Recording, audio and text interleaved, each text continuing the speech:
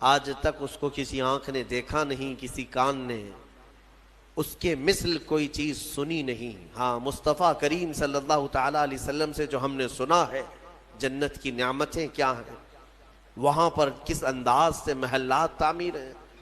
ایک ایک محل جو جنتیوں کو دیا جائے گا، اس کی دیواریں ایک سونے کی اینٹ سے، ایک چاندی کی اینٹ سے اس طرح تعمیر کی گئی ہیں، زمین مکمل نرم زعفران سے، اور گھر محلوں کے اندر جواہرات، یاقوت، زمرد، لؤلؤ اور نہ جانے مرجان، کون کون سے قیمتی پتھروں سے محل کو سجایا گیا ہے۔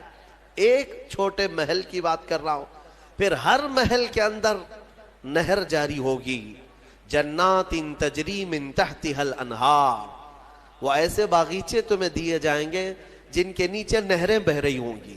وہ نہریں کس طرح کی؟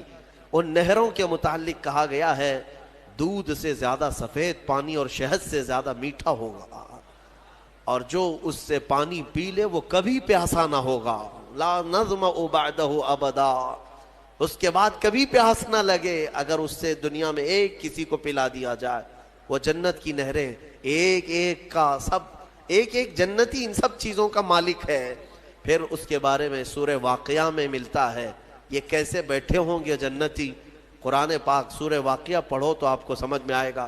ثلۃ من الاولین وقلیل من الآخرین علی سرر موضونۃ متکئین علیہا متقابلین، سریر یعنی دیوان لگائے ہوں گے، ان کے گدے بچھائے گئے ہوں گے بہت ہی اعلیٰ قسم کے، پوری دنیا کے بادشاہ مل کر وہ دیوان نہیں خرید سکیں گے، ان کے پاس اس طرح کا دیوان کبھی آیا نہیں ہوگا۔ جنتیوں کو بٹھایا جائے، ایک جنتی اس پر مظہری پر بیٹھے ہوگا، متکئین ٹیک لگائے بیٹھے ہوں گے۔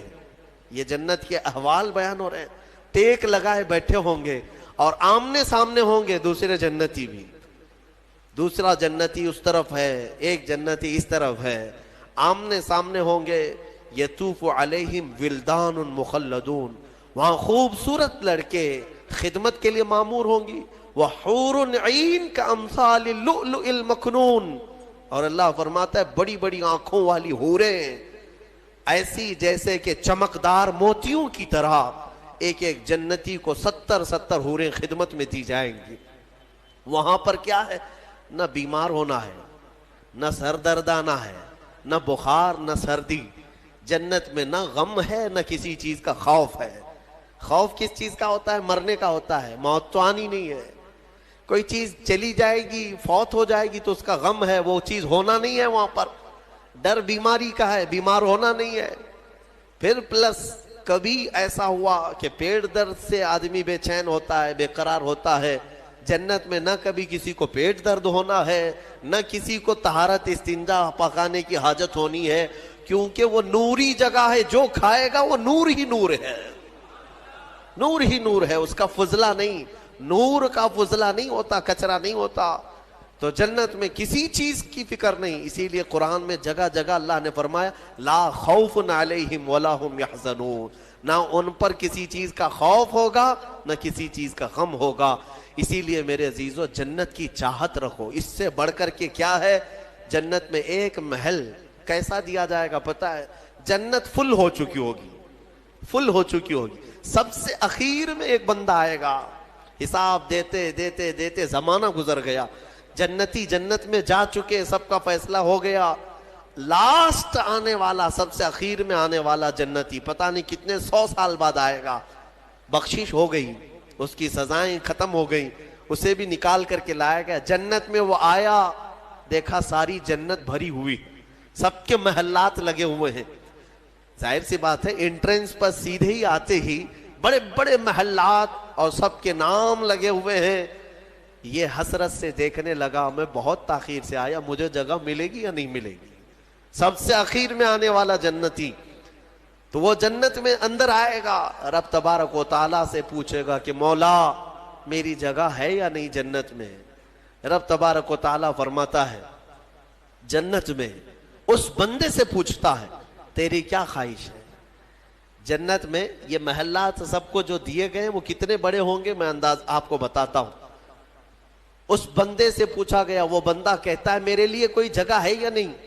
اللہ تعالیٰ فرماتا اے بندے تو دنیا سے آیا، دنیا میں رہا، زمین پر رہا، زندگی گزارا، وہاں سے آیا، اب تیرے لیے جنت ہو گئی۔ پوری دنیا جتنی بڑی تھی، کیا اتنا بڑا محل تجھے دے دوں؟ جنت میں اتنا بڑا ایک محل تجھے دے دوں؟ وہ خوشی سے مولا کی بارگاہ میں اچھلنے لگا، مولا اتنا بڑا محل، اگر اتنی بڑی نعمت مجھے مل جائے تو کیا کہنے؟ رب تعالیٰ فرماتا اے بندے کیا تو اس بات پر راضی ہے کہ دنیا کے برابر 2 دنیا برابر میں ایک محل دے دوں؟ دگنا، دنیا جتنی بڑی ہے اس سے بڑی۔ وہ بندہ خوشیوں سے جھومتا جا رہا ہے، یہاں تک کہ رب تعالیٰ اضافہ کرتا جا رہا ہے۔ حدیث پاک میں ہے اللہ تعالیٰ نے فرمایا کہ پوری دنیا کے برابر 3 گنا بڑا محل تجھے جنت میں دے دوں۔ وہ اش کرنے لگا، مولا یہ میری حیثیت سے زیادہ ہے اور تیرے فضل کے لیے کوئی چیز کمی نہیں ہے۔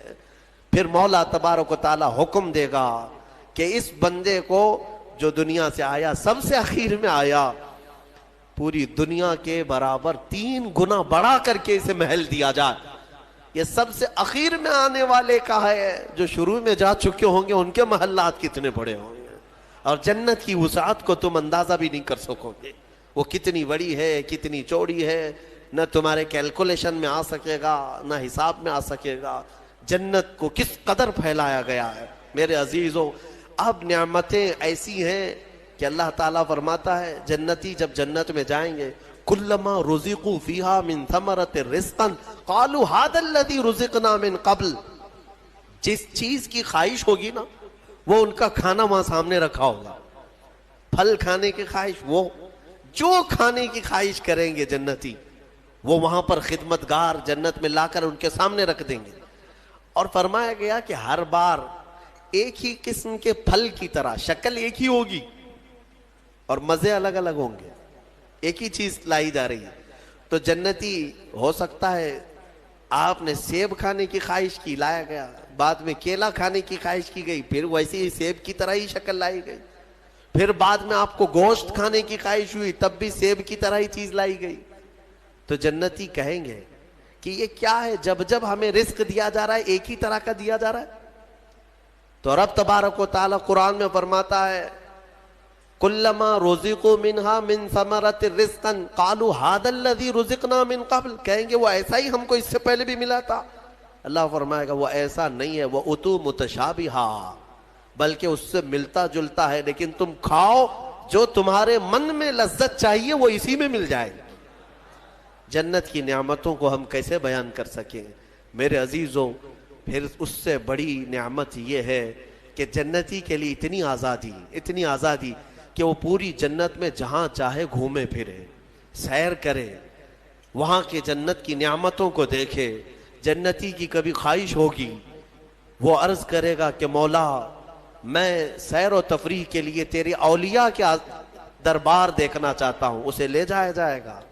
اللہ تعالیٰ کے جو محبوبین ہیں اولیاء، ان کے پاس جنتی کو لے جایا جائے گا۔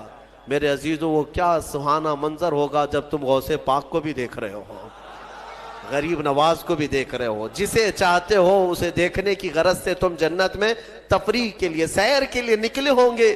یہاں تک کہ جنتی خواہش کرے گا کہ مولا میں تیرے رسول کے صحابہ دیکھنا چاہتا ہوں، مولا میں تیرے انبیاء کے محلات دیکھنا چاہتا ہوں، لے جاؤ اسے ابراہیم علیہ السلام کے پاس، موسیٰ علیہ السلام کے پاس، عیسیٰ علیہ السلام کے پاس، جتنے انبیاء ہیں سب کے دربار میں جاتا رہے گا، جنت میں سیر کرتا رہے گا۔ وہ وقت بھی کیسا ہوگا جب تم خواہش کرو گے مولا میں محمد الرسول اللہ کے محل میں جانا چاہتا ہوں، کہا جائے گا لے جاؤ۔ وہ جنت الفردوس کے اعلیٰ مقام پر ہوں گے اپنے صحابہ کے ساتھ، لیکن زیارت تمہیں بھی ہوگی۔ رسول کریم صلی اللہ تعالیٰ علیہ وسلم کے دربار میں بھی جنتی پہنچیں گے، ہر ایک کو دیکھیں گے۔ پھر جانتے ہیں جنت کی سب سے بڑی نعمت کیا ہے؟ سب سے بڑی نعمت کیا ہے؟ جنت کی سب سے بڑی نعمت یہ ہے کہ رب تبارک و تعالیٰ فرمائے گا بندے سب کی تو نے زیارت کی، اب حجابات ہٹاتا ہوں تو میرا بھی دیدار کر لے۔ اللہ رب العزت وہاں پر حجابات ہٹائے گا، اور بندے کے لیے سب سے بڑی نعمت یہ ہے کہ جنت میں بندہ اپنے رب کا دیدار کرے گا. وجوہ یومئذ ناظرہ الی ربہا ناظرہ. قرآن میں اللہ فرماتا ہے وہ چہرے کیسے چمک رہے ہوں گے جو اپنے رب کی طرف خوشحالی میں دیکھ رہے ہوں گے, مولا کو دیکھ رہے ہوں گے. اور ایک روایت یہ بھی ملتی ہے جنتیوں کو اس دن یہ کہا جائے گا کہ اے جنتیوں آج تم کچھ سننا پسند کرو گے؟ کہیں گے مولا تیری حمد, تیری ثنا, تیرے حبیب کی تعریف. دنیا میں گانے بجانے نہیں سنتے تھے, بچتے تھے, اپنے کانوں کو بچاتے تھے. جنت میں انہیں سنایا جائے گا. کس سے؟ کہا جائے گا حوران جنت کو کہ اپنی سریلی آواز سے انہیں نغمات توحید سناؤ. اللہ تعالیٰ کے حمد کی, توحید کی وہ سریلی آواز میں نغمات سناتی رہیں گی. جانتے ہیں جس کو سننے کا شوق ہوتا ہے وہ مدہوش ہوتا ہے. ہاں اللہ رب العزت کی حمد حوران جنت سے سنتے سنتے 100 سال گزر جائیں گے, 100 سال گزر جائیں گے. پھر رب تبارک و تعالیٰ فرمائے گا اے جنتیوں سیراب ہو گئے؟ کہیں گے مولا اور بھی ہم سننا چاہتے ہیں, اور بھی ہمیں سنایا جائے. پھر کہا جائے گا دنیا میں سب سے میٹھی آواز حضرت داؤد علیہ السلام کی تھی. داؤد علیہ السلام, لحن داؤدی مشہور ہے. جب داؤد علیہ السلام زبور شریف کی تلاوت کرتے تھے تو اڑتے ہوئے پرندے آسمان میں رک جایا کرتے تھے, پہاڑ وجد میں آتے تھے داؤد علیہ السلام کی آواز پر. تو رب تبارک و تعالیٰ فرمائے گا اے بندو کیا تم اس بات پر راضی ہو کہ میرے نبی داؤد سے میں تمہیں نغمات توحید سناؤں؟ داؤد علیہ السلام سے کہا جائے گا کہ اے داؤد آپ میرے ان بندوں کو میری حمد سنائیں. داؤد علیہ السلام اپنی میٹھی آواز میں جب نغمات توحید گنگنا رہے ہوں گے 100 سال گزر جائیں گے, پتہ نہیں چلے گا, پتہ نہیں چلے گا. پھر مولا تعالیٰ فرمائے گا سیراب ہو گئے, تم سیراب ہو گئے. جنتی کہیں گے مولا تیری حمد اور بیان ہو تو اچھا ہے, اب ہاں اور ہم سننا چاہتے ہیں. رب تعالیٰ فرمائے گا فرشتوں حجابات ہٹاؤ, میں خود سناؤں میرے بندے سنیں گے.